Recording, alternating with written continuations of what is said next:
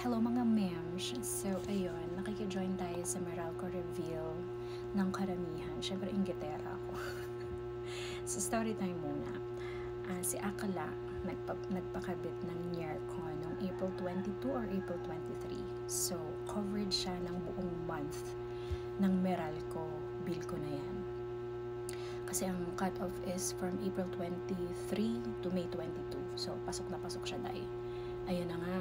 So, kinabit siya noon. Tapos, syempre, naniniwala ko sa mga haka-haka ng karamihan sa YouTube, sa Facebook, sa TikTok, kung saan-saan na mas maganda daw kung walang patayan ang Nyercon. So, ano ba yung Nyercon ko? TCL 2HP split type inverter. So, ayun. Then, ano ba yung mga gamit ko? Yan nga yung Nyercon. Non-inverter na Condura ref. Ang laman niya ay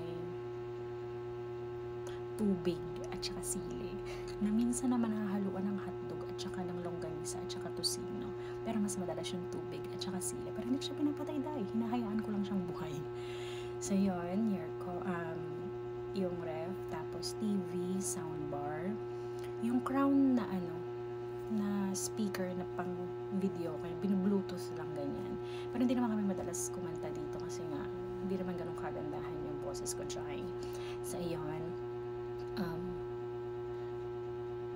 Ano pa ba? Ano sabi ko? Ayun, laptop. May dalawa akong laptop kasi nag-work from home ako. Mga gadget, 4. Siyempre, gumagamit yun ng kuryente. Humidifier, meron akong 3. Pero maliliit lang naman yun. So, yun. Ano pa ba? Parang yun lang naman.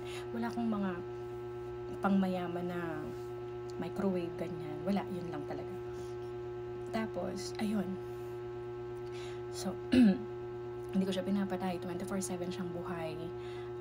Well, napatay lang siya ng 6 hours total sa buong month dahil yan sa paglilinis namin ng filter. So, as in 6 hours lang siyang patay.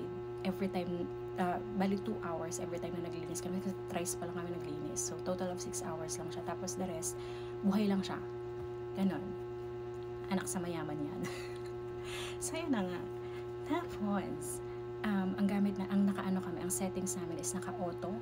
Tapos, 25. So, yan. Hindi. Tapos ito pa, yung mga previous bill namin, hindi tumataas ng 1K.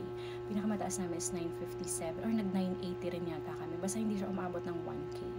So, ito na ang bill reveal. Ayan. Yan siya. So, update ko kayo next month kasi ngayon, ang ginagamit kong settings is Cool 26. Tapos naka-eco mode. So, tignan natin kung anong mangyayari. Pero for now, ayan siya. So, see you next month. Ciao!